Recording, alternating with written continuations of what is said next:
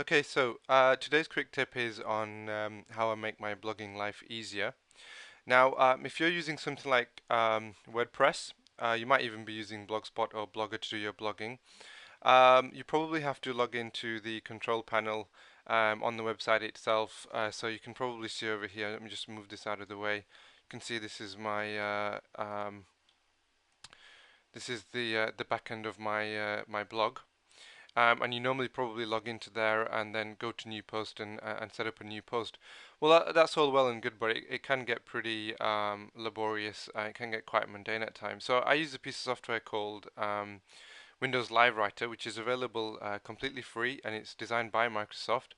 And the way that they've actually put this software together is so that you have a very familiar feel and experience to something like Microsoft Word. So you can actually just go in and sort of start typing it away and start putting your text in as you would do in Microsoft Word, and then you can actually preview that and see what it will look like on your actual blog live as you're doing your work. And I just find it saves me a lot of clicks. A lot of unnecessary kind of moving around the back end and the control panel, and and because this is on my desktop, it just means I can get my work done a lot faster.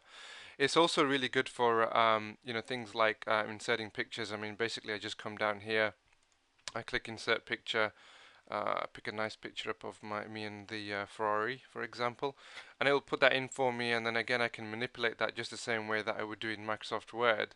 And then just get on with my work, and again you can see it just appears in the preview very easily. And it still gives me access to what's known as the source of HTML if I do want to get involved in the nitty-gritty with that. So it's all there, and you can do the same thing with inserting pictures, tables, maps, video. There's also a few other plugins that are available from the plugin directory with Windows Live Writer. So if I remember correctly, there's a few things like the Amazon plugin and a few others that allow you to link up to other services. And it just means it just makes your life a lot easier because everything's in one place, and it's not web driven. There's also this thing about being able to set categories, um, being able to put your tags, and what you can do when you're doing the work here is you can. What I normally do is when I'm working on a post, once I've done a fair amount of work, I'll just go over here to save draft, and I'll save the draft locally. And if I want to do a little bit more work, say for example, I'm sending the post over to my proofreader.